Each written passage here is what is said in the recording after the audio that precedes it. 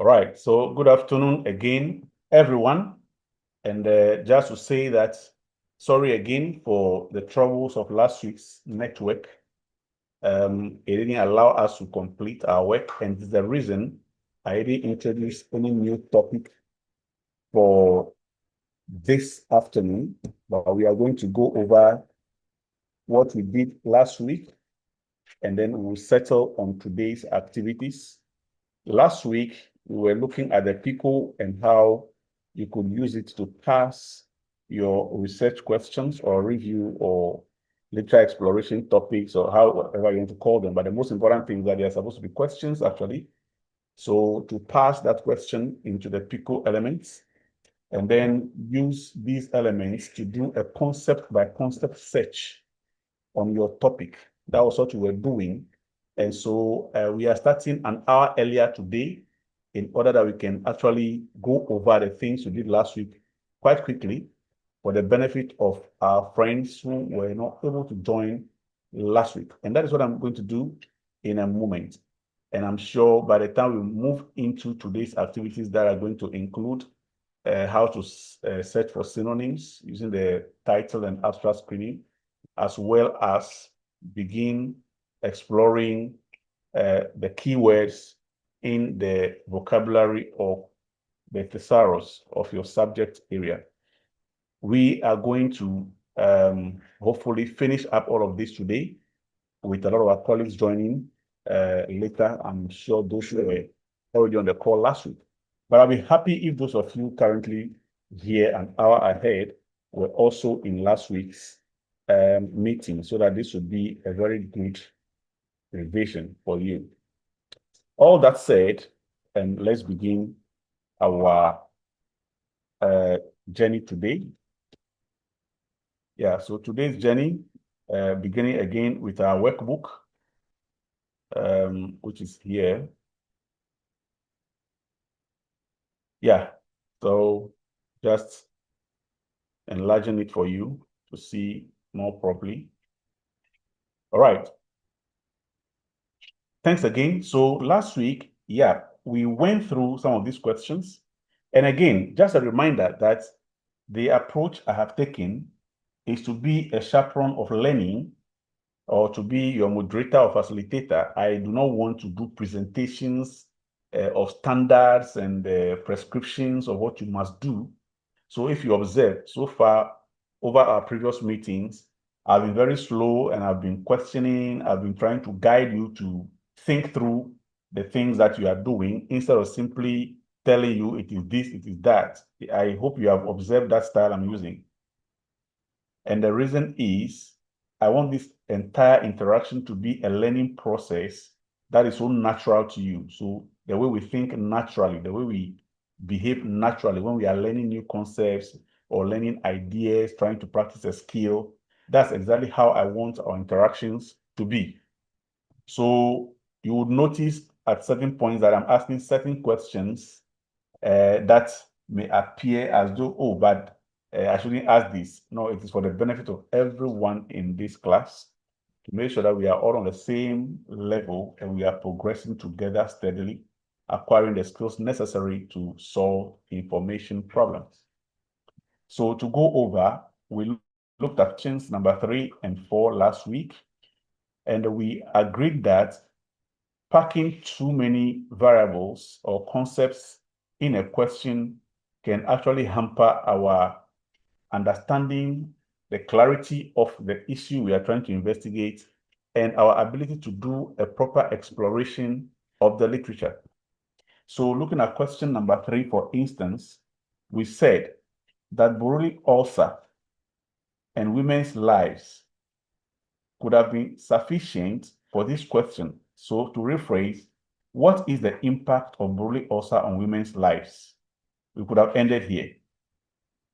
And that would have actually made it similar or same as question number 1. How does Buruli ulcer affect the lives of women in Jessica? The only difference is the setting for this study, which is in the case of question 1, Jessica is not mentioned. However, the original question posed in class was this: what is the impact of Buruli ulcer on women's lives and their care practices. Now, what I wanted you guys to look through from our discussion on this question last week was that the last noun phrase, care practices, appears to be hanging in a balance. We cannot tell exactly what the question meant.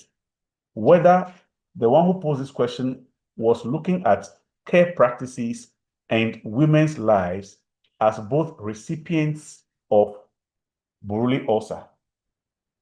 That means we are asking what is the impact of Buruli ulcer on care practices.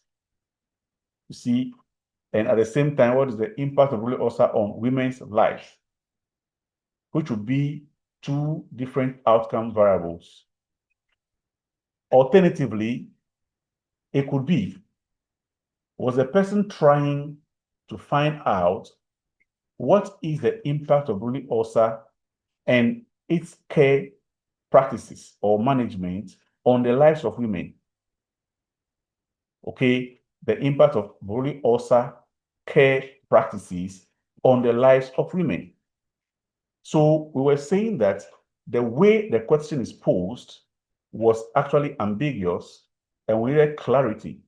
Otherwise, let's unpack it and reduce the number of variables that we include by stopping at women's lives and perhaps creating a different question to investigate Buruli ulcer care practices in some setting, perhaps Jessica again or wherever, okay, whatever. Then we moved to question number 4. And again, a similar relationship. The question says, is there a relationship between women's care practices and the incidence of Buruli ulcer? Here, again, I said in terms of construction, there's nothing wrong. Yes, again, we have the setting silent. We are not told where this research is going to be conducted, but that is fine. It doesn't change the question anyway. However, I said again that we should explore the logical relationship between the variables. 1, women's care practices. So women's care practices is one of our key concepts. Then the next one is the incidence of Buruli ulcer. So if we pick this as one key concept, I may highlight that one blue. Let me do that. And we pick the second one also. I can remove the definite article. Let me just put incidence of Buruli ulcer. All right. I was asking students to try and explain by their understanding what the logical connection is. Women's care practices, is it referring to caring for Buruli ulcer patients? See? Then incidence of Buruli ulcer. I was waiting for students to tell me what they think. And I was happy that a lot of you were active. Yeah, a lot of students were active in responding. And I think in the end, we agree that the question should stay the way it is. However, I said, let's still be thinking about the logical relationship based on what exactly the intention of this question is. If we are trying to find out care practices as an influencer of Buruli ulcer incidence, then we need to first of all understand what incidence of a disease is. And I remember that one of you gave us a definition that it is about the rate of new occurrences of diseases or a disease in a particular time and place. Excellent. Now, we need to also understand what is meant in this question by women's care practices. Okay, we'll come back to this, but be thinking about it. When you say care practices and you are linking it to the incident, that means discovery of new cases.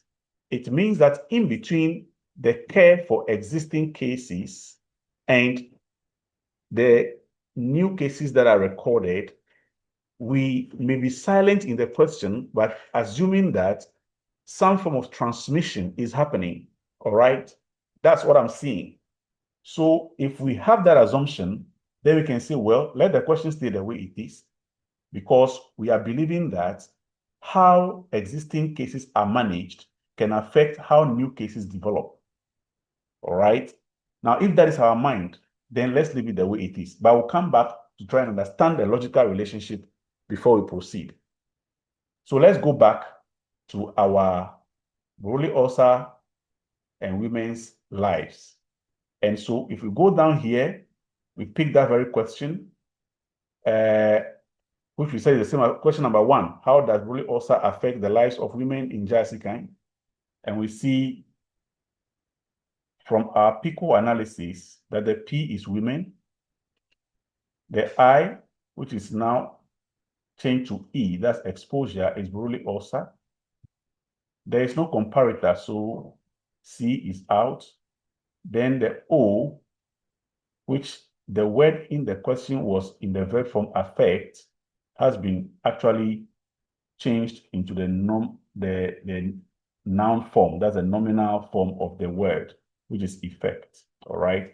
So what we learned last week basically was that if you want to explore literature, you start by first trying to understand your concept and making sure that the concept is represented in the body of literature or what is already known, the same way that you understand or intend to explore them.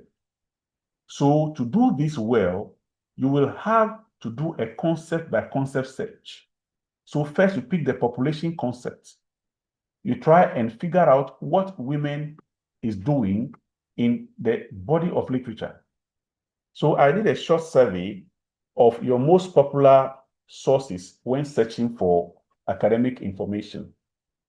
And when we did that, I think Google Scholar won, right? So we started looking at Google Scholar and we did our first concept search, which was women. And we saw all these results. So yes, women is well established in the literature. You can see by titles. You can also see through the abstracts that as a term, it is well known and popular. Women environment, subjection of women, blah, blah, women in power, the city of women, UN women, women in economy. So yes, as a concept, women is well documented. Then we move to the next one, Buruli ulcer. And this was where we began to learn a few things. So now we search for Buruli ulcer as a concept.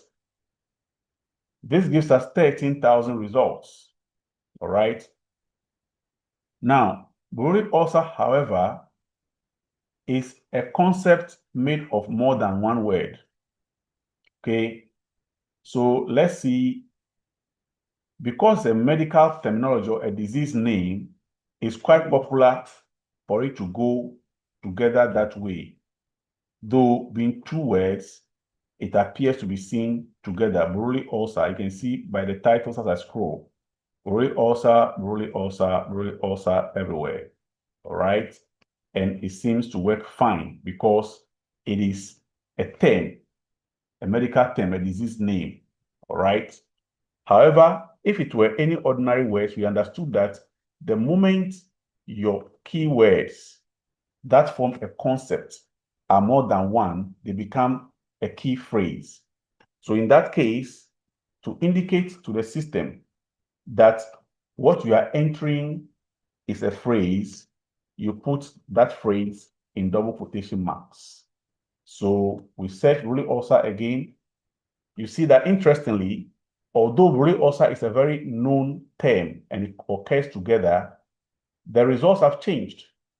We had 13,000 results.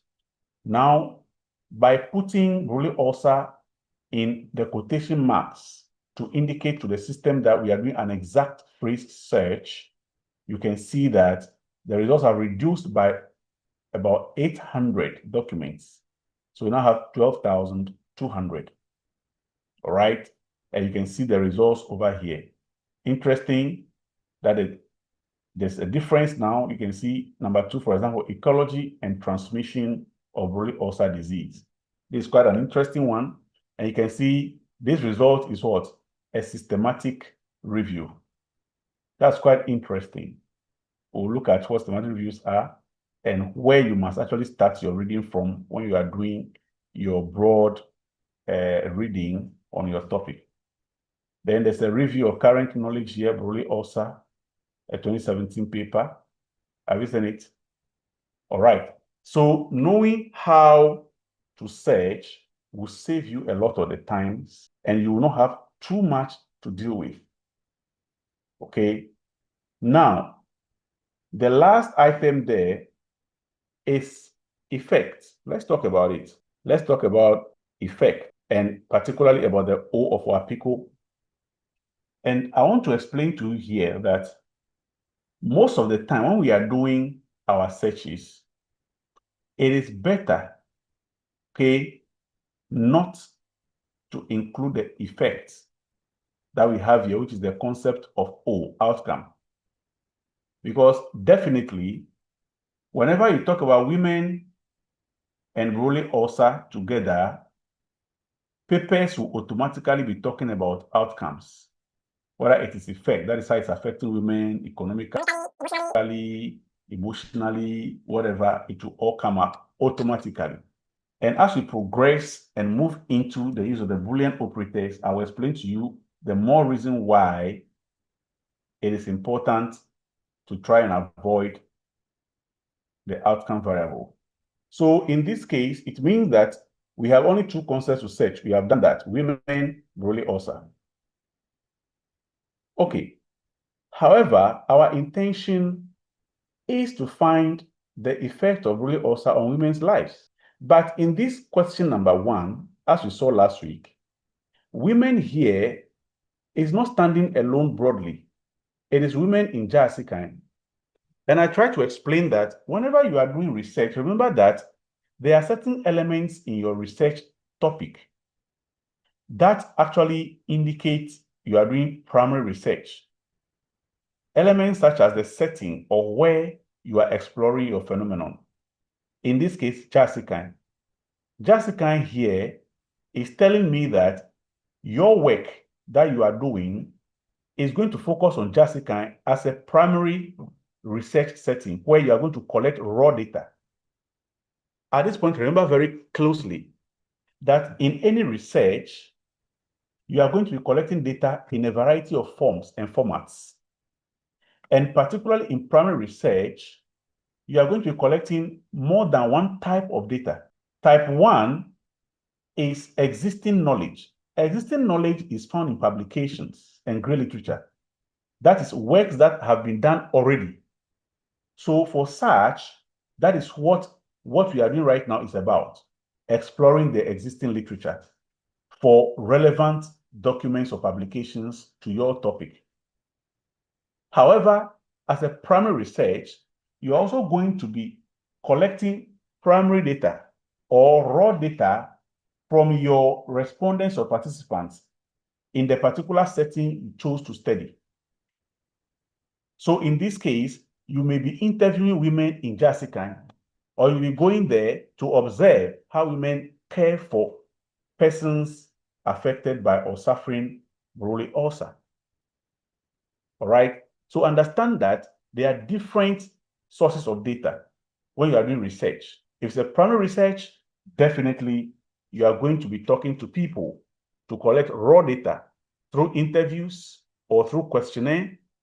If you are doing those ones, they are not part of the literature exploration we are doing. Literature exploration is secondary data acquisition. All right, it is secondary data collection. So get this difference closely so that when you are approaching your search, you do not unnecessarily complicate the search by putting in things that are not necessary. For example, let's say we wanted to add Jessica, and so I search women in Jessica.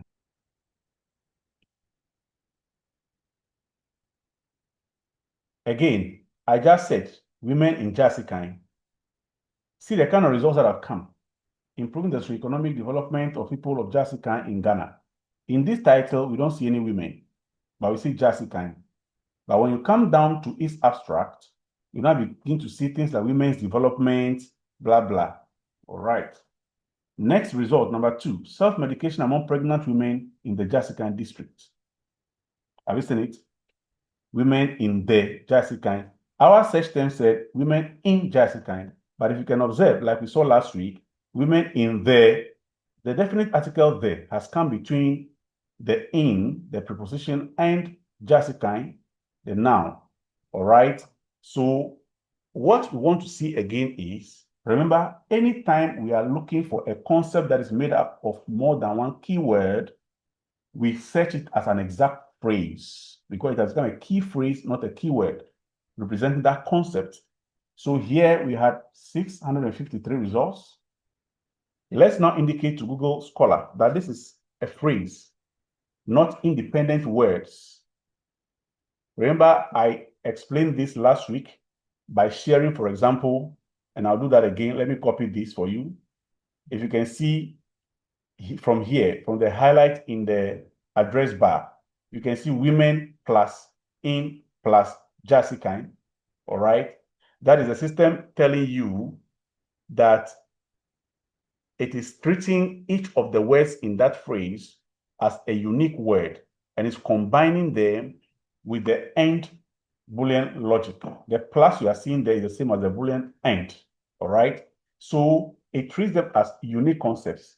However, we want to tell the system that no, the whole of women in Jasikan is just one concept, though it's made of more than one word. That is what we have done by enclosing women in Jasikan in the double quotation marks. Now, from 653 results, let's now search our exact phrase and see what we get. Did you see the magic? From 653 to just one result.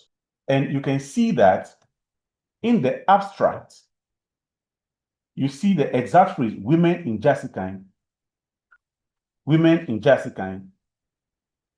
Now, this tells you the power of exact phrase search.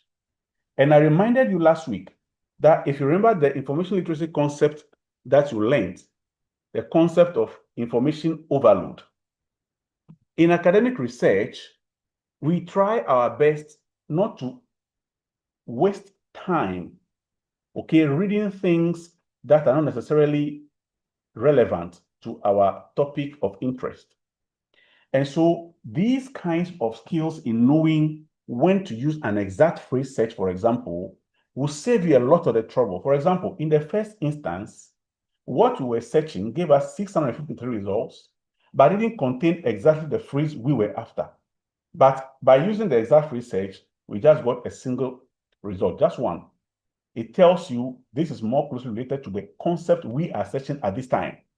And so one result is more manageable than 653 results. This is one of the key points I want to take note of. So what we have done is an exact phrase search to narrow or limit our results to the most relevant, the document that exactly matches our phrase. All right. Okay. So I guess this was where we were about, leaving the work because of network, if I remember closely. I'm just trying to recap so that colleagues who were not there last week can have a feel of what we actually did. So it's all about laying our first advanced search technique, the exact phrase search, when our concepts are represented by multiple keywords or more than just one word. However, let us proceed from this point and begin to build our concepts. Now, look at what I have entered closely. Women in Jasikan. All right. I'm going to be showing something very spectacular about Google Scholar. I know a lot of you don't know about Google Scholar Advanced Search. Okay. So inside the search bar, what you are seeing now is the simple search interface. The simple search interface of Google Scholar search engine. Now, I put these quotation marks around women in Jessica to indicate it's an exact phrase. Then I want you to see how this search is actually executed by going to the advanced search. And this is how I did it. If I must go back, you can see this hamburger menu, the 3 short dashes on the left of the search bar. When you click on it, it reveals the tools. So we are in articles now. Whatever you are actually working on is what is marked in red, okay? Then you can see profiles, my profile, my library, alerts, metrics, all the way down. So I am coming to advanced search. I click on that. Now, see my advanced search. I did not type anything here, right? But from what I did, you can see that women in Jessica, which we type with quotation marks in the simple search interface, has been placed in which of the boxes? Who can tell me where our key phrase, women in Jessica, has been placed? All right, Veronica, you can speak up now. Unmute and talk, please. Exact phrase. With the exact phrase. Thank you very much. You see, so even though I was working in the basic or simple search interface, we never came here, right? But because I put quotation marks around it in the basic interface, the advanced search interface has automatically captured it within the box for exact phrase, meaning the system or the search engine understood me by the double quotation marks that I was looking for an exact phrase. Now, in the advanced search interface here, do you see the quotation marks around women in Jessica? No. They are not there, right? So it tells you that if I was typing directly in the advanced search interface, I wouldn't need the technique of putting double quotation marks around the phrase. I'll simply come and type inside the exact phrase search. Have you seen it? Okay. Now, let's go back. Let's assume that we want to add our other concept, which is Buruli ulcer. There are 2 concepts that we got from that question, okay, to the current one that we have. How will you suggest we type Buruli ulcer here? Who wants to try? Yes, how should we type it? Hey, my people, are you in the class? Yes, we are there. You are there. Then please, let's go on now. Suggest how we are coming to add the next concept. Don't forget, it is really ulcer and then women in Jessica, okay, that we are dealing with. There are 2 concepts, the patient or population and the exposure, all right? Just allowing others to be able to speak up. So please, anyone to try? How do we add the next concept of Broly ulcer? Okay, Osborne, please go ahead. Look, I think we can add end to it. And, okay. Yes, please. So, and like that. And then what will happen? The end should be in caps. Okay, Then we add the content of the bullet. So why should the end be in caps? That would tell our search engine that the end isn't a word, but it's working as a Boolean. A Boolean operator. Okay. So That's how I understand. I add the end. Yes. Then what do we add again? If possible, we can add the quotation mark, the 2 quotation mark. Then we put the Boolean outside or the context of the Boolean outside inside the 2 quotation mark, so that it will be as the same as the women in Jessica. Okay. So because Boolean ulcer is also made of more than 1 word, so we make it an exact phrase. That's it, right? So like this is what you want, right? All right, thank you, Osborne. Let's do this search and see what result comes. All right, so in the first place, remember that women in Jessica and Ruli ulcer did not match any articles. So now we have got 0 results, okay? Yeah, Osborne, your hand is up. So I think we should just remove the quotation mark from the Boolean ulcer, so that we'll see. Okay, we should remove it. Okay. All right, but Yeah, before we remove it, we should make before we remove it, let's inspect how the search engine interpreted what we entered here. So we go back to advanced search and we see how did Google Scholar interpret. You see what has happened? It has put and Buruli ulcer in the place called all the words. All the words. Have you seen it? Have you seen it? Okay. Yes, though, I've seen it. Now, this all the words is the same as the Boolean end or the plus plus plus. Okay. So let me go back, like you have asked, remove the quotation marks around Buruli ulcer according to your demand, and let's search again and see what will happen.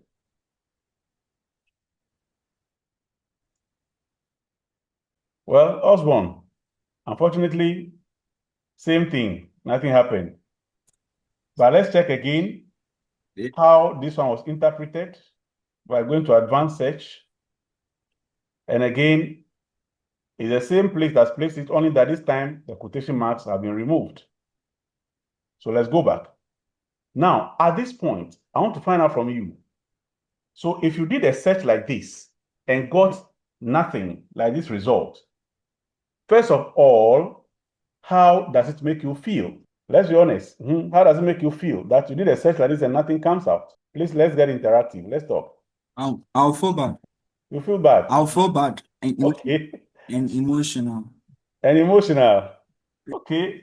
All right. Then what will you do next? So since the women in the first one is exact searching, I think we can remove the quotation mark from the women in justice account so that we will make it open-minded so that it will be like the blue also, then we can see the outcome. Okay. So let's remove quotation marks around Jessica too. And women in Jessica, and search again and see what will happen. So women in Jessica and Buruli ulcer. We search. Okay. We've got some results. How many? Just 9 of them, right? So let's look at what happens. First one, knowledge, practices, and attitudes of residents towards Buruli ulcer in Jessica municipality. An ethnographic study, 2023. It's quite recent. Knowledge, attitudes, practices, Buruli ulcer among residents in Jessica of Ghana. I think the same thing, but one is 2024, another one. Why? I don't know what the difference is. It's quite strange. Okay, look at the sources. Okay, one is coming from QIS.com. The next one is coming from Research Square. So it's the same paper, I guess, but different platforms distributing it. Then the next one, prevalence of Buruli ulcer among residents in Jessica municipality. Well, maybe women are somewhere. I've not seen any women anyway so far in these results. Okay, but the next one, this particular one of 2016, application of area to point Kriegen to low birth weight incident. No, but this thing, well, the title does not show anything, but when you come into the abstract, you see that it talks about Buruli ulcer in Ghana, Jessica, Karachi, women. So the keywords appear somehow in the abstract. However, these don't appear to be very great results, all right? Importantly, let's check what Google Scholar understood from what we searched. See what has happened. You realize that everything. Okay, now tell me your observations. What do you see in the Google Scholar Advanced Search interface? Hey, where are the ladies? The class is too quiet today, please. Let's get interactive, okay? Yeah, Hannah. Hello, Doc. Okay, please speak up. Okay, please. My observation looks like when you bring the quotation mark, the search goes to the exact space. Okay. But when it's removed, all of the words. Yes, that's what I've observed. Okay, and what does that mean?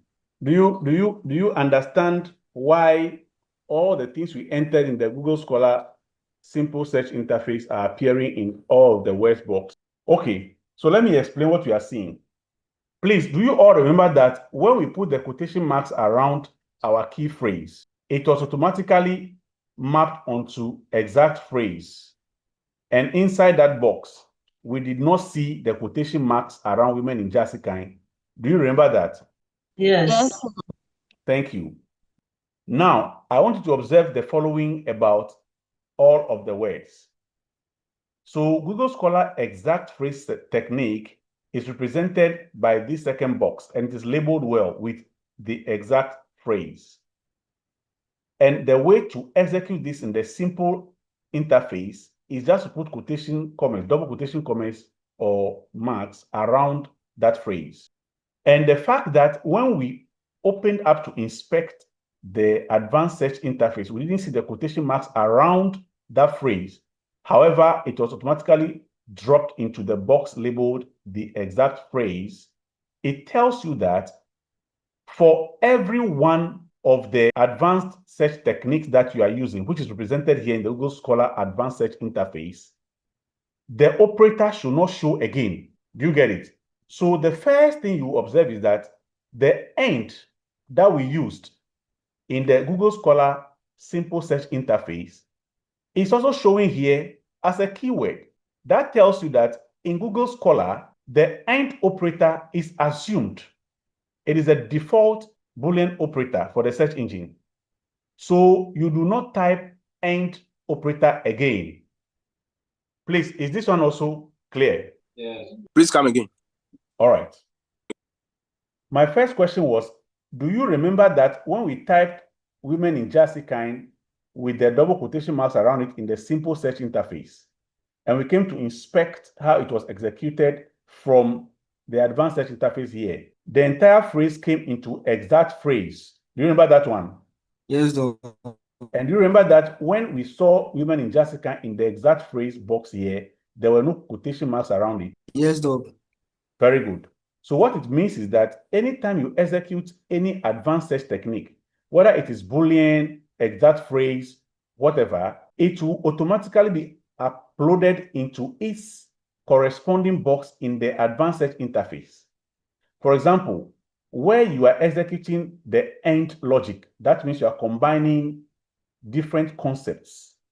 When you're executing that, it's supposed to bring all the keywords that you are combining with the AND into the all of the words box, this first box. All of the words means the AND logic. Do you understand also that one? Yes, Doc.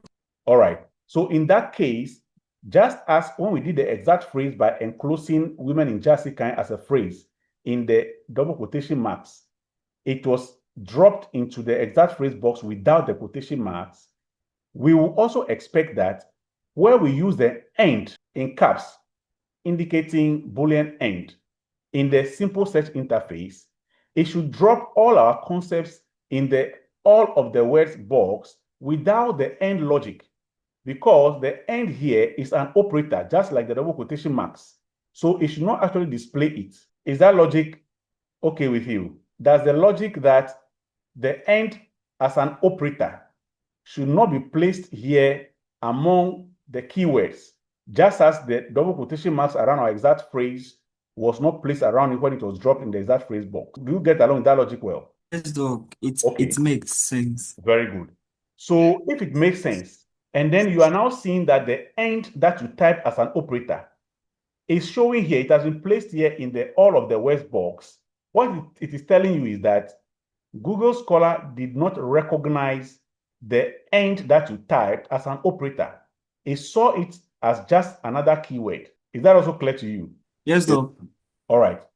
If we are clear on these three statements, then I want to submit to you that anytime you are doing a search in Google Scholar and you realize that you are combining two unique terms and your intention is to use the AND logic, do not put it there.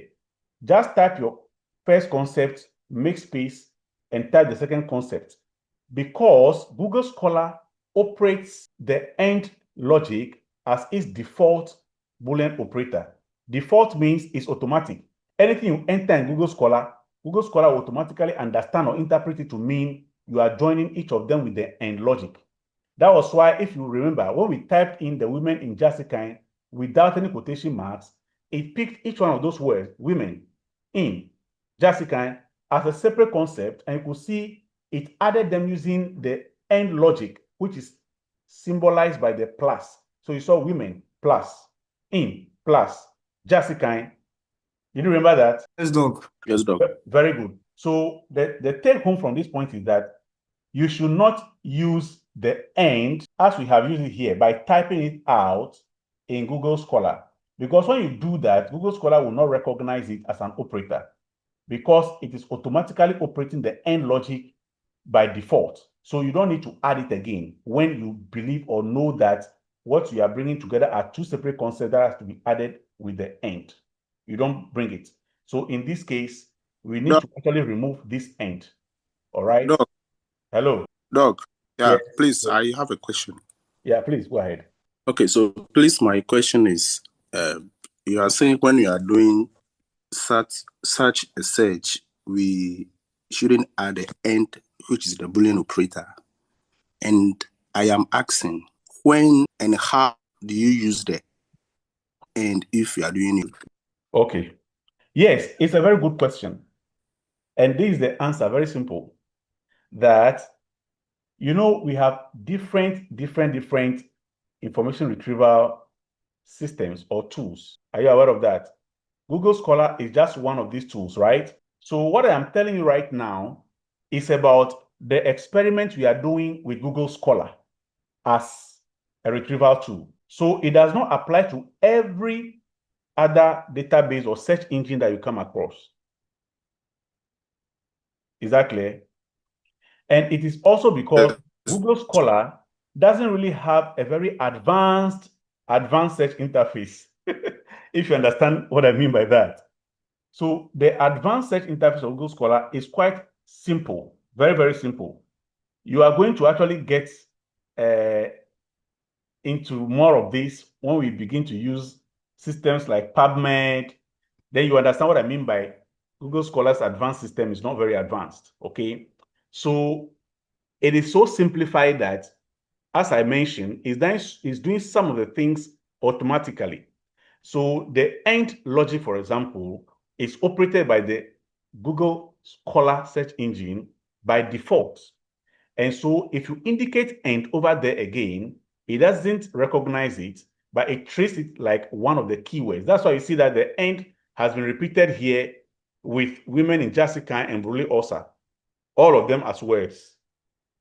Ideally, just as we saw with the exact phrase, where the phrase women in Jessica were automatically placed in the exact phrase box without the quotation marks, that's how our women in Jessica and then Brule Osa should have been placed here without the end that we typed in capital if it was going to operate the end logic from our command, okay?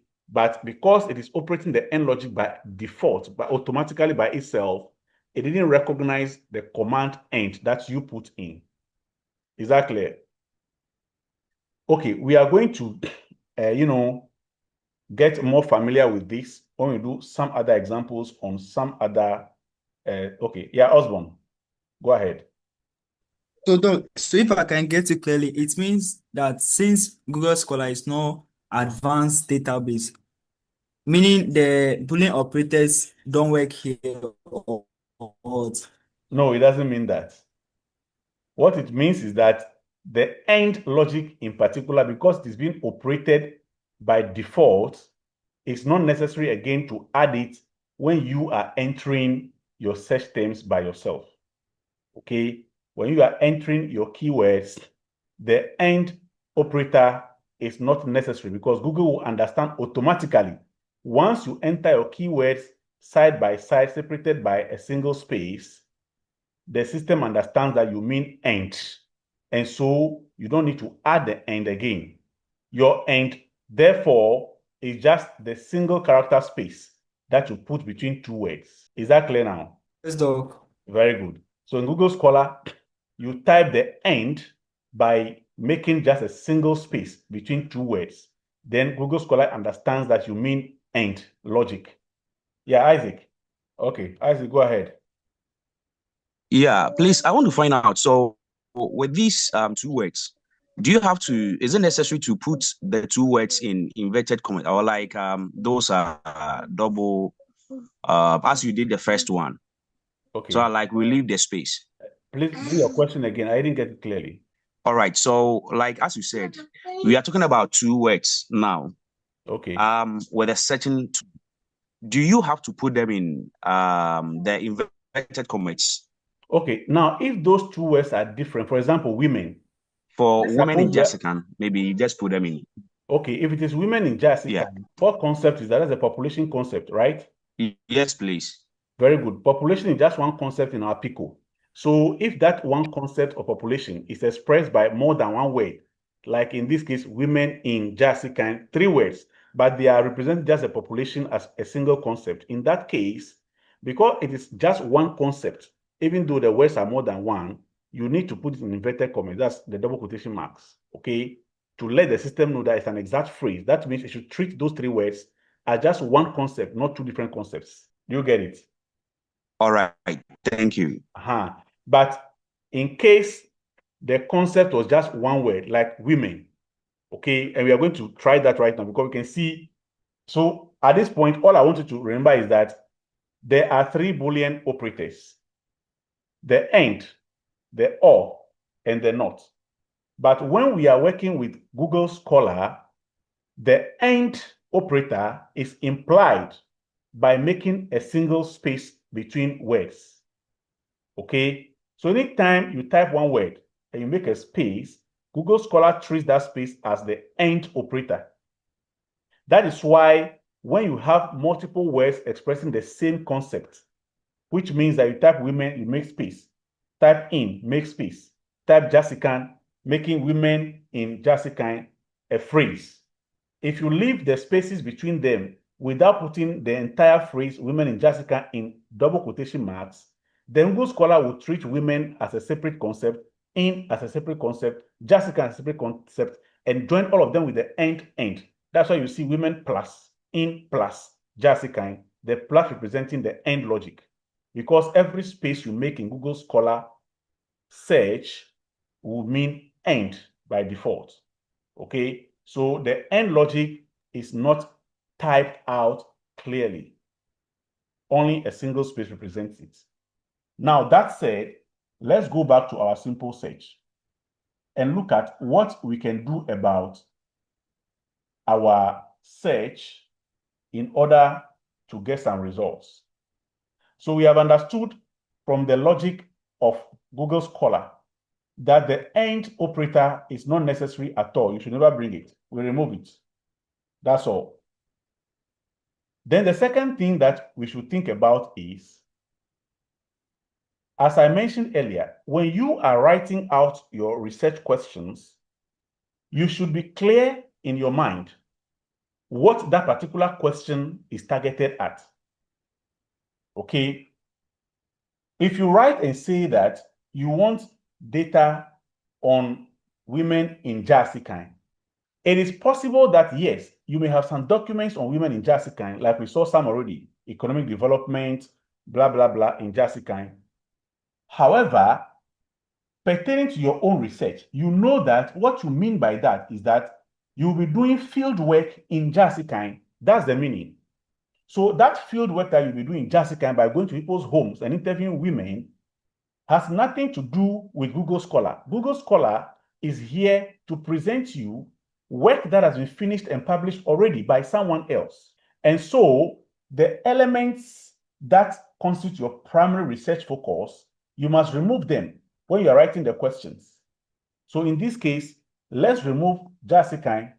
And once we take Jessica off, the preposition in will also go off. So now we have women. Then we have Buruli ulcer. Buruli ulcer, again, remember, is the disease name, which is the E exposure, right? So exposure is just one concept, but it is being expressed now by Buruli ulcer, 2 different words. Though Buruli ulcer is well known already and well documented as a disease name, it is still good to enclose it in double quotation marks to indicate that it is a phrase. Now, I want someone to read what is in this box to me technically, as someone who has understood this representation, how will you read what you have put in the search box right now? Try it. Please Yes. let me try. Yes, try. Yeah, try.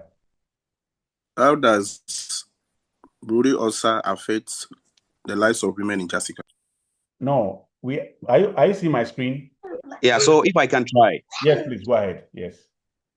So what I understand is it is going to treat women as a single word, and then the really are also as also a single word. Exactly. So in this case, women and then yes, the space over there, meaning is assumed that there is end. Good. Separating the two words. Good. It's going to treat it as two separate words. Thank you. Very good. So it's going to be women and Boruli ulcer. That's how you will read this. Now, tell me, once you have understood it this way, we are going to check how it's going to be executed in the advanced search interface. But can you tell me, where do you think that the term women will be placed in the advanced search interface? Where will it be placed? Yes, William? All of the words. Exactly. It will be in all of the words. Now, Princess Aram, please, where do you think the Boruli ulcer we are putting the double quotation marks will be placed? So it will be under the exact phrase. Thank you. So let's now do our search. Then we will go and check what is happening. Let's do our search. Now, how many results have we got? That's 5,560 results. So did you see that what was restricting our results was the Jessica we put there? Did you see that? So there are over 5,000 publications on women and Boruli ulcer in Ghana, but we're restricting it by our setting. And remember what I told you, that in any research, you have elements that indicate what exactly you are doing. And that Jessica there is indicating that you want to be collecting raw data from there, or your primary research is actually based on that particular setting. So don't use that to confuse the existing literature. Yes, it is possible that there may be existing works on Jessica and Boruli ulcer. That would be fine. If you get a paper like that, that would be excellent. But when we searched with the Jessica and we didn't see any paper, I asked you, what did you feel? Somebody said, oh, you feel emotional, you feel sad. That is true. But you know, there's a positive aspect to that. When you do that kind of search, which is very good to do at the very beginning, okay, and you find that there are no results, then it tells you that if you go ahead and do your research, it will be a very useful one because it's going to be filling a gap. A gap because it means that currently there is nothing known on Boruli ulcer and women in Jessica. Okay, maybe it is done in Rara, it has been done elsewhere, but not in Jessica. So the fact that Google Scholar gave you 0 results when you added Jessica tells you that, well, it means the way is clear for you to go ahead and do your study. But just remember that that Jessica is where you are collecting your raw data, not published papers. Therefore, when we are searching the online resources like databases and all the rest that we have been doing online, when we are doing that, do not be including too much of your primary focused data, okay? Because that one is something you're going to go on the field and collect. Only focus on the aspect of the question that can be addressed by existing knowledge, not what is yet to be discovered, which is what your research is about, all right? Okay, now let's check up from what you have said in our advanced search interface. Voila! Correctly, as William and Princess have said, women is in all of the words, and Boruli ulcer is in exact phrase. And again, may I remind you that because Google Scholar has understood our exact phrase technique in the simple search interface, so we include Boruli ulcer with double quotation marks, it has executed by placing Boruli ulcer in the exact phrase search box without putting the quotation marks here again, meaning it has understood what we did there in the primary search interface. All right. Good. Now let's come here.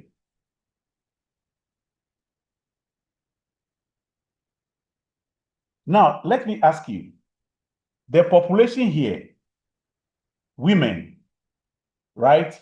In terms of caregiving at home, when you say women, is it only women that give care? Let's assume we want caregiving to the patients of our households to be the sole role of females. Is it not possible that younger females in the family will also do care work when there's a patient? Is it only the older females?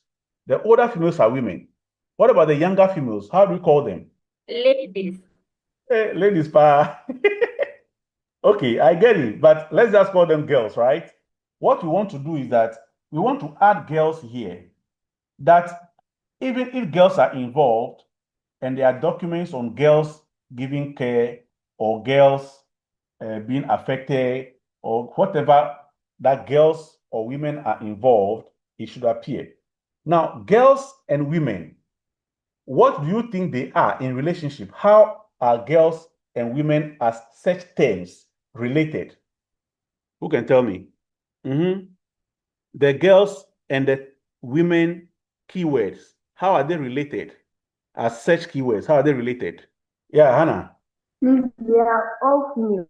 Good, they are all females. But right now, remember that in our search, we are using the PICO. So how are women and girls related considering our PICO framework, which we are using for the search terms? Come again.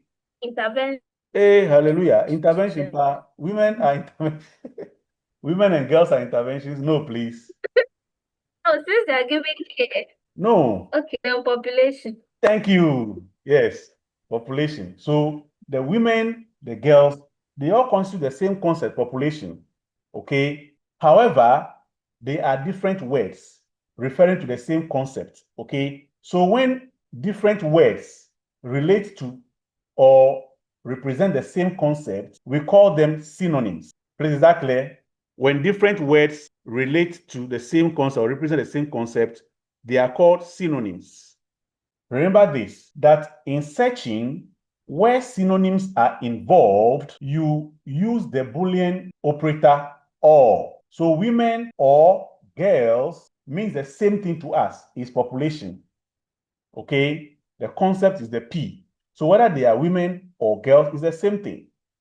But remember that when we are typing our or, we have to use the capital O to let Google understand that, or any search engine understand that that is an operator, not a normal word. So all we have to do is to go to our population site. So I click beside women, I make space, put my or there, then I add girls. Now, somebody might ask, so now that space means end in Google Scholar's logic, and we have made women space or space girls, does it mean that it's going to add women and then or and girls with the end logic? The answer is no. Because of the or we are put here, Google understands that the space around this does not really map onto the end logic. The or has taken over. So it understands that this is women or girls. So now again, let me ask you, this new search that we are about to do, first, remember the first keyword, women, and then Brule Osa gave us 5,460 results, right? Now that we are adding girls as an alternative concept for the population, that is a synonym to women. And so we say women or girls before Brule Osa as a phrase. We are going to see how many results we are going to get, but someone should tell me where in the Google Scholar Advanced Search Interface do you think women or girls will be placed? For Brule Osa, we already know it's an exact phrase, so it will be in the exact phrase. But what about women or girls? Who will tell me where it will be placed? Yes, Hannah. So please, all of the words. All of the words. Okay, we said that all of the words mean end. So women or girls cannot go there because this is or, it's not end. The or operator is not the end operator, so you cannot go there. Yeah, William. Yes, William, go ahead. Look, it will be at least one of the words. Excellent. So let's search and then go and check. So we run this search. Now, from 5,560, how many results do you have now? 3,540. See that has reduced. Whatever is responsible, Yes. I don't know, because the O is supposed to expand the search. Now let's search from the advanced search interface. Uh-oh, my screen has been zoomed. Please go down so that you can see. All right. So from the advanced search interface, let's see what's happening here. So exactly as William has said, have you seen that when we put women or girls there? Okay, who give me the observation you have made? I don't want to say it. So what do you see about the women or girls that we did in the simple search interface of Google Scholar? So it's all represented as one without the or. Excellent. And it has been placed in which of the boxes? With at least one of the words. So you now understand what I explained to you earlier about the AND logic. That Google Scholar, once it understands the operator you are using, it will simply drop that phrase in the applicable box for you without the operator.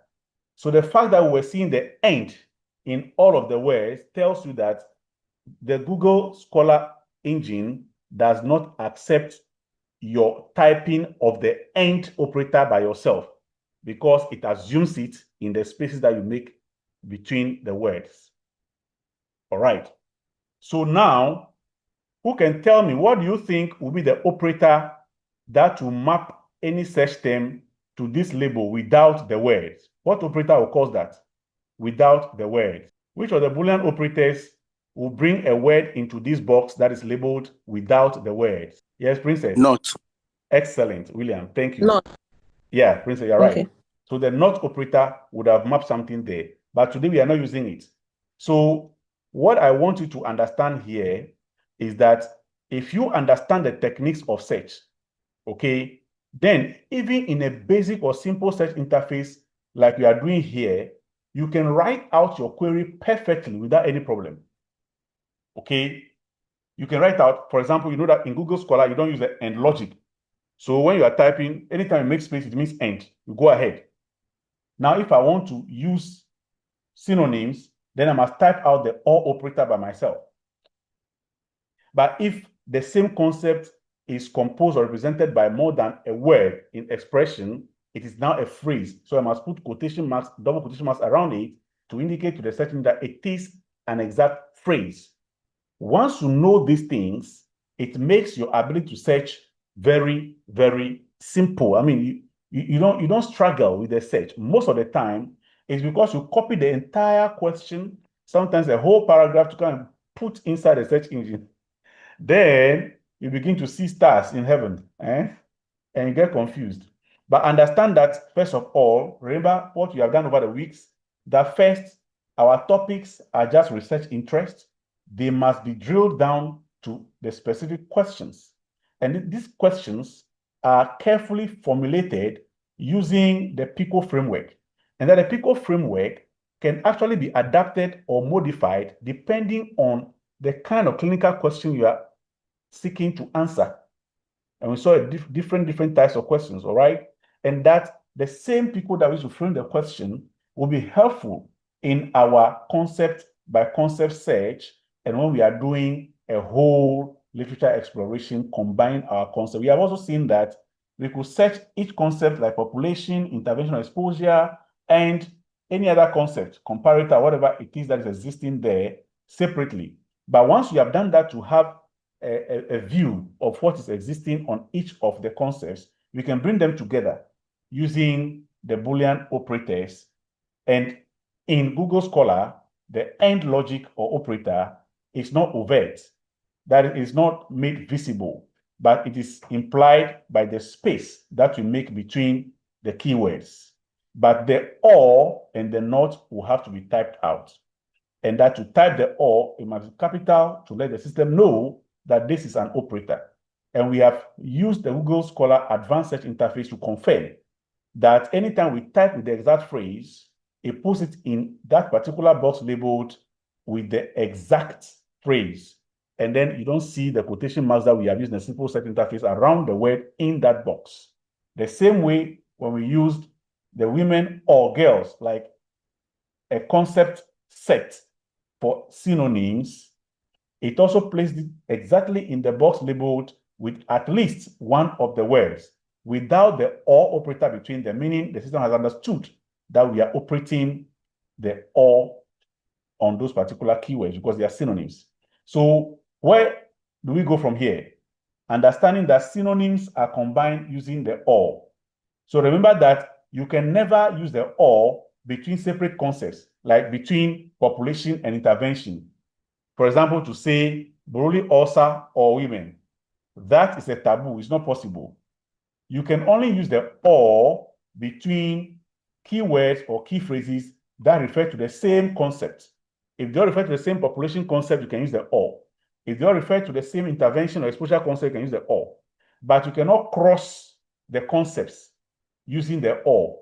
The only time you can put two concepts together is when you are using the and. And that in Google Scholar, the and logic or operator is not overt.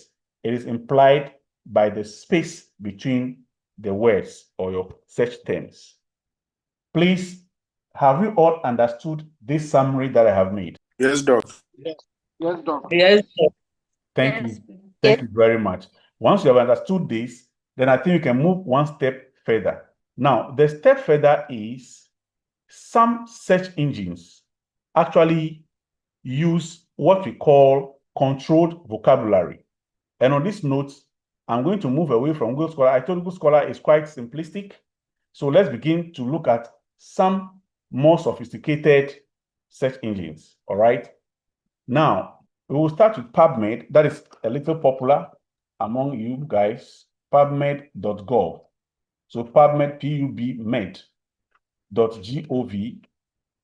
That's how you arrive at the PubMed search engine, all right? And this is how it looks, okay?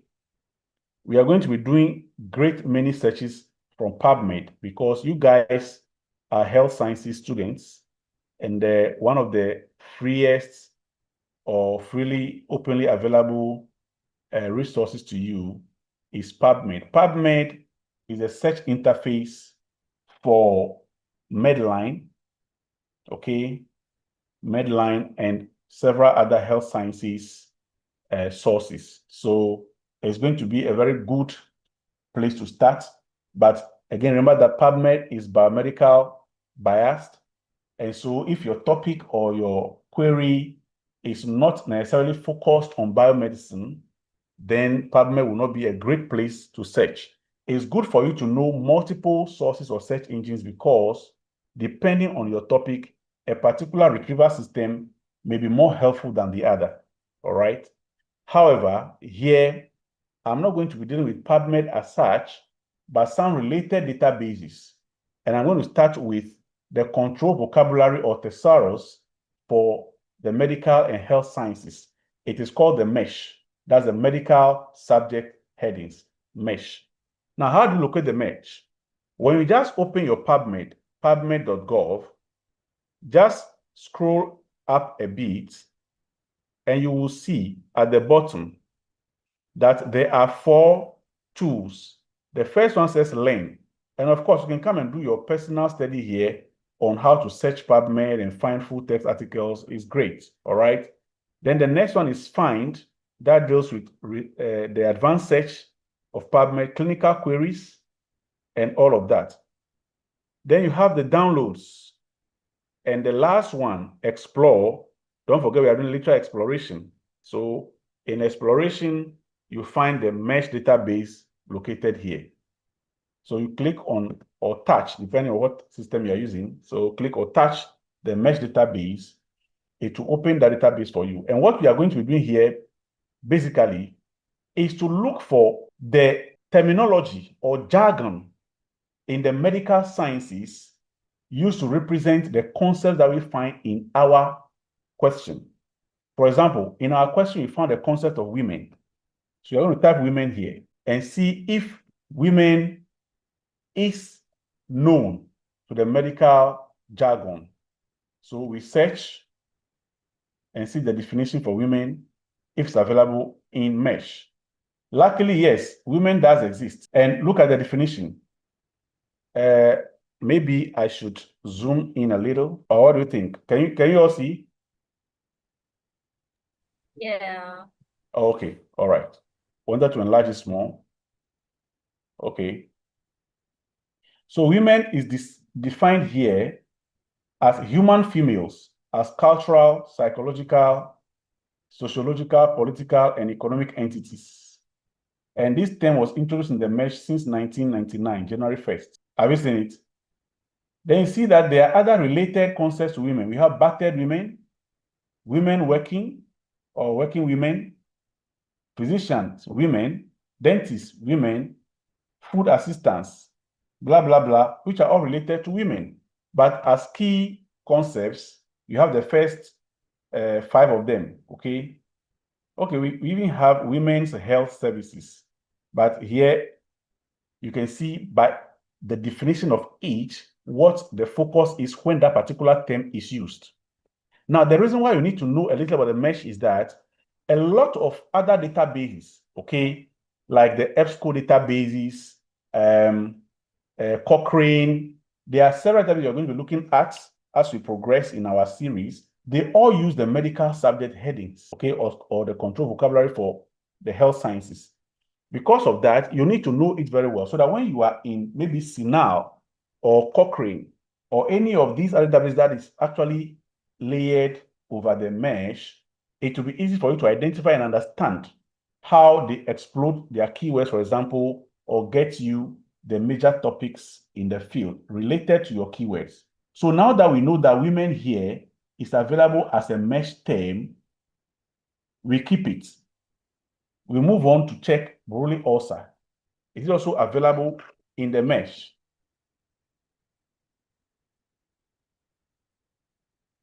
It's available.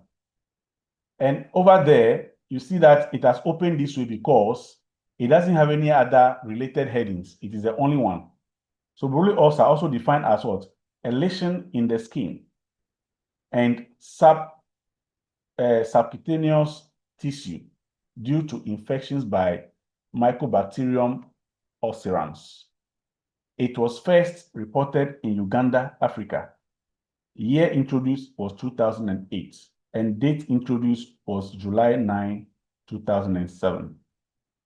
Now, I will not go down to subheadings today because I know that will be too much for you to take in, but just to understand that here we have seen an interesting definition for Buruli ulcer. It said it is caused by Mycobacterium ulcerans. Let's check what this is, because it might be a synonym also to use. So we are going to copy and search this separately as a term. So by the way, if you observe, it means I'm developing synonyms. I'm trying to see what alternative expressions can be used to describe the same terms that we are describing with our own words. So Mycobacterium ulcerans, a slow-growing mycobacterium that infects the skin and subcutaneous tissues, giving rise to indolent Buruli ulcer. Have you seen it? So related Buruli ulcer, which means that, yes, the Mycobacterium ulcerans can be used as a related term to the term that we already have, which is Buruli ulcer. Now, let's try something interesting with what we have just got. That in the mesh, we have Mycobacterium ulcerans or Buruli ulcer relating to the same concept of our exposure. Then we also know that women or girls mean the same thing as human females, blah, blah, blah. But girls are the younger females, women are the older one or the adult ones. Now, this was just our thesaurus. However, we could use it to build a search, but I won't talk on that one yet. Okay, we'll come back to this with more terms. I want us to go back and visit our almighty PubMed, okay? And then we'll try a search there just as we did in Google Scholar. Please, are you ready to try your search in PubMed as we did in Google Scholar? Yes, please. Excellent. Now, so we have two words for each of our concepts. Now, someone should tell me, how should I enter the population concept here? Don't forget, it's now a concept set. We have now found that women, girls refer to the same population. So how will I enter it here? Someone should try and tell me. You could insert it like how it was seen at the advanced stage, as in women, girls. Don't forget, this is PubMed. This is not Google Scholar. And this is a simple search interface. So watch. You see, how do you know you're in a simple search interface? In a simple search interface, you see only one search bar like this. Have you seen it? Have you all seen it? Yes. Yes. You see only one search bar. So in the simple search interface, you don't assume those things. You have to write it out. You see that when we're in the Google Scholar, in the simple search interface, we have to write out with the Boolean operator or between women and girls. You can't just assume it. It is only when you are in the advanced search, where you have multiple boxes there, that you can decide to put them in the boxes and separately select the operator. Okay, so not to confuse you, then let's go to the advanced search first. You can see the advanced search link is just here, right here under the search bar in the simple search interface on the left side below the search bar. So I click that just to give you a view of the PubMed advanced search, and let's try something there. All right, so can you see this PubMed advanced search? Now, in PubMed advanced search, you have two different levels. The level of entry of each term and the level where the system automatically builds up your query. Now, what we are seeing here again is also very unique to PubMed. There are other retrieval systems or databases that we are going to be visiting or learning about, which do not have this particular feature of the search engine building up the query for you when you are just entering keywords and selecting appropriate Boolean operators.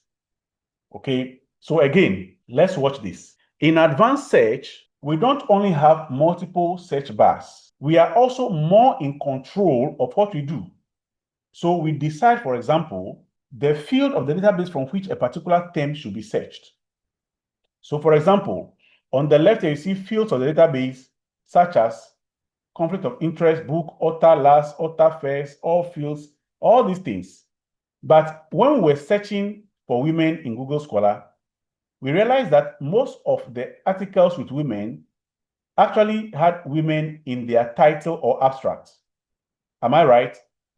So let's select title or abstract first here, and then we enter our concept of women. Please watch what I'm about to do very closely. That in PubMed Advanced Search, you are going to enter one keyword at a time.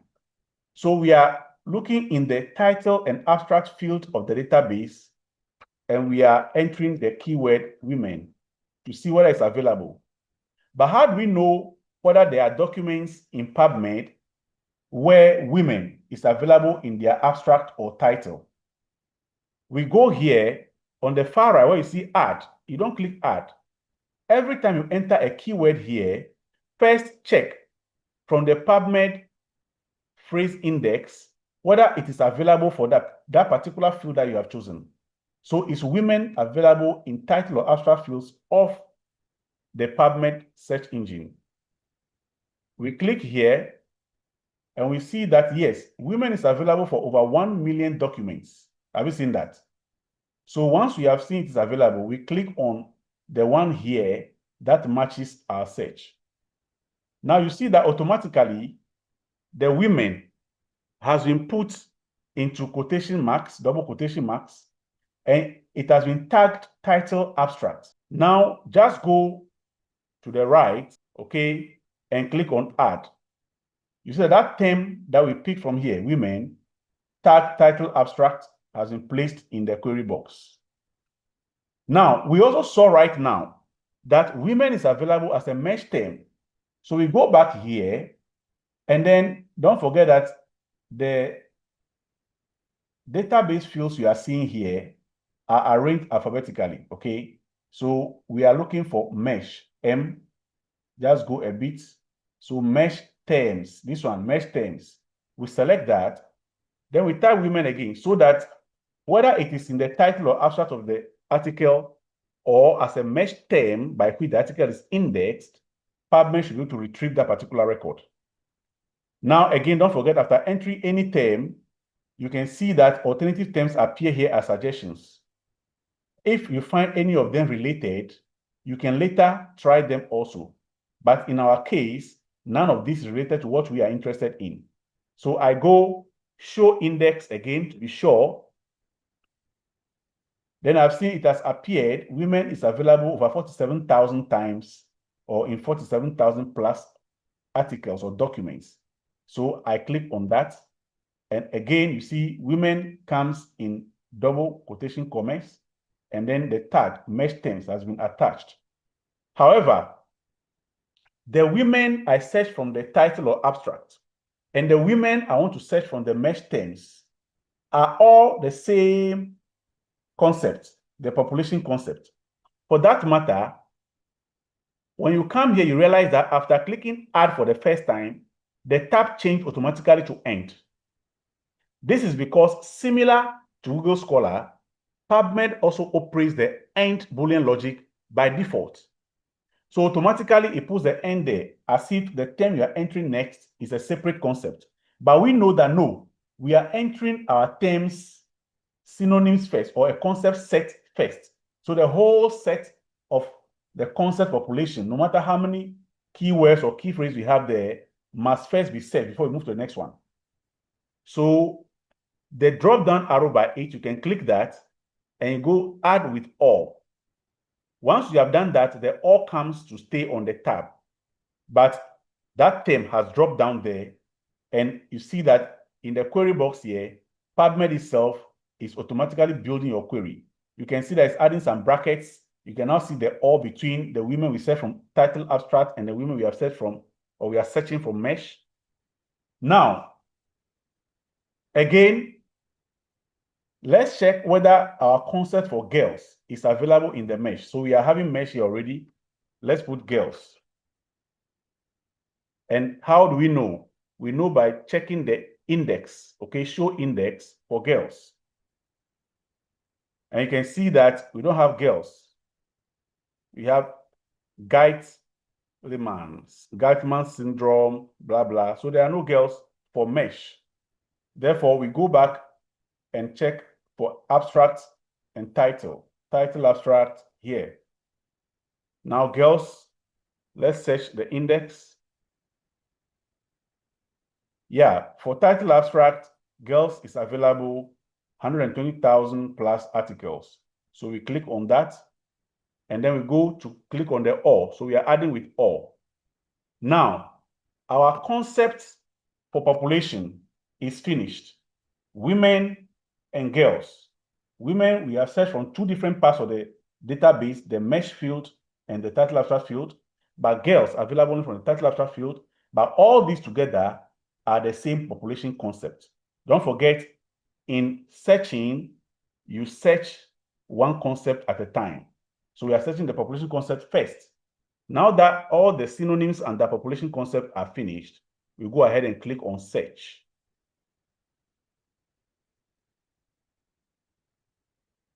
So now our PubMed search has completed with 1,428,700 results. And you can move through a little and see women's mental health. How can sport-based interventions improve health among women and girls? So that girls have been come here, and it's a scoping review. Then we have towards understanding the under recognition of girls and women on the autism spectrum. Then women in science. So women, girls, student leadership development for girls and young women, girls. We have got enough, over 1 million results. Good. Now, our second concept is Buruli also, right? So we go back to advanced. Do the same things. Okay. The next concept to search, again starting from the title abstract field, is Buruli ulcer. So you put in Buruli ulcer. At this time, notice that we have a system where we are able to verify our term first before we go ahead and search. It's not like Google Scholar. So here, I didn't put any quotation marks around Buruli ulcer because I want to search first whether that phrase that it does exist in the index. And when I click show index, Buruli ulcer is here over 1,000 articles. So I pick it. Once I did that, I see that the system automatically encloses Buruli ulcer in double quotation marks for me and tags it with the title abstract field that I'm going to search it from. So because the first term I've put inside here, the tab is add, ADD. So I click on that to add it. But once I have done that, you see that it has automatically changed into end. So now let me search the same Buruli ulcer. I want to search it from the mesh because when we're searching the mesh first to be acquainted with the term in terms of control vocabulary, we saw it, right? So mesh terms, and I'm entering the same Buruli ulcer. And you can see another one, Buruli ulcer disease, Buruli ulcer diseases. Wow, okay. So those are all alternative terms or phrases you can actually pick later. But now let's show the index for the mesh. It does exist, 794 articles. So now when I go here, remember, we are searching a concept set, that is synonyms. They are all referring to the same exposure, Buruli ulcer. Whether it's from the title abstract field or from the mesh field or the same database, they are synonyms. For that matter, I cannot use the end. You use the end only between separate concepts. So I'm going to bring down my cursor and pick add with or because it is the or that we use for synonyms. Then the last one in the mesh terms, we saw the word Mycobacterium ulcerans, right? Mycobacterium ulcerans. So we show index to be sure it does exist in the mesh. It's here, 986. So we pick it, and then we go to press on our or because it's a synonym. Now that our synonyms are finished for the exposure concept, we go ahead to click on search. And here you are, 1,455 results. The first one says overview, Mycobacterium ulcerans disease, into bracket Buruli ulcer. So you have got it. Second, Buruli ulcer and Mycobacterium ulcerans. Third, drugs for treating Buruli ulcer, Mycobacterium ulcerans disease. So we've got what we really wanted, over 1,450 results. Now, I said when we're doing the Google Scholar that it isn't a very advanced system. So how do advanced systems behave? One of the behaviors is what you are seeing here. Can you see the search query here? How it is looking very technical, okay, with the plenty brackets and all these things. And you can see the field tags, mesh terms, title abstract. You didn't see any of those things in Google Scholar. As I said, it's not a very advanced system, even though it has a small advanced interface, all right? Now, let's go back and see how do we join these two concepts, the population concept and the exposure concept. So I go back to advanced, and I'm going to introduce you to a new section of the advanced search interface I didn't show you first. When I move my screen up a bit, you look below here, and it tells you history and search details. Again, for all advanced database search engines, whatever you are doing will be recorded. Unlike Google Scholar that will not tell us what we did first, where it is, the second where it is. When you come into more advanced systems like PubMed, every single search that you are doing is being recorded, okay? At least until you have finished and closed the browser, everything.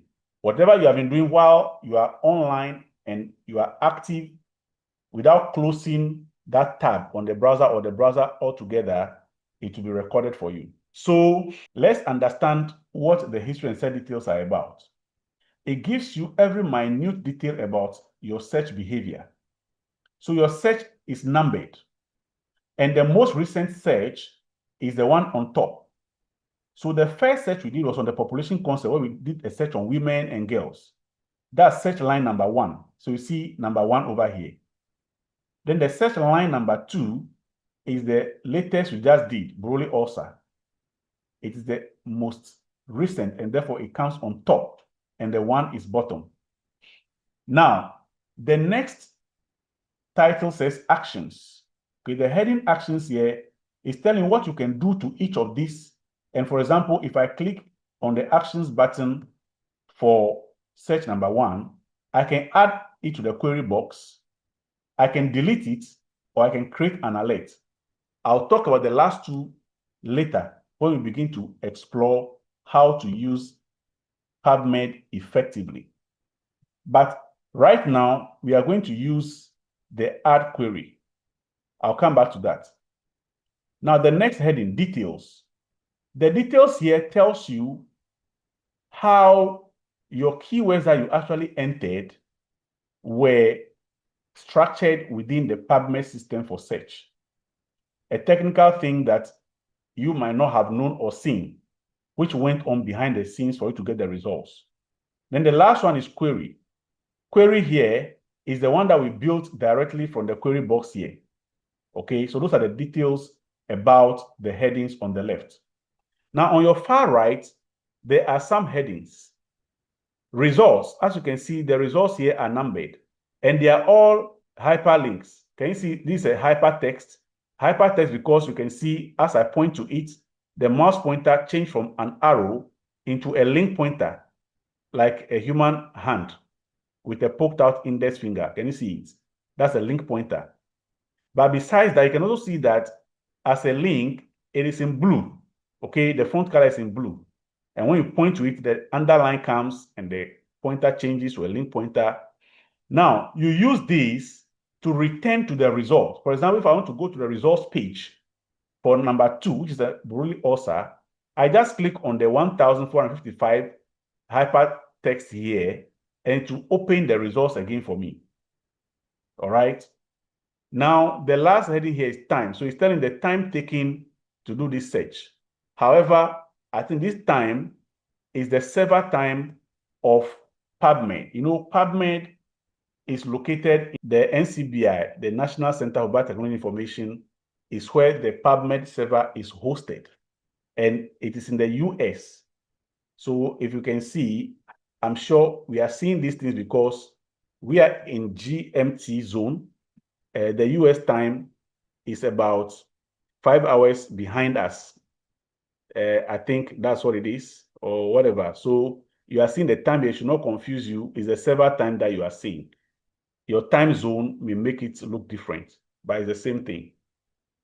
Now, how do I search the full topic now, combining this and that? First, I want to find out from you, what Boolean operator is appropriate for combining the different concepts in our search query? By different concepts, I want your mind to go back to the PICO. So the P as a concept, the I or E as a concept, that's population, which is the P, intervention, or in this case, exposure, which is the I or E. These are what we call unique concepts. They are the unique concepts. So when you are joining unique concepts, what is the appropriate Boolean operator? We saw that when we were joining the synonyms, we use the Boolean or. Have you seen it? Or Now we want to join unique concepts. The population concept and the exposure concept. These are unique concepts. It's not like the synonyms for Buruli ulcer or synonyms of women, girls, which is for population. Okay. Now we want to cross or join together different concepts, the P and the E. What is the appropriate Boolean operator to use?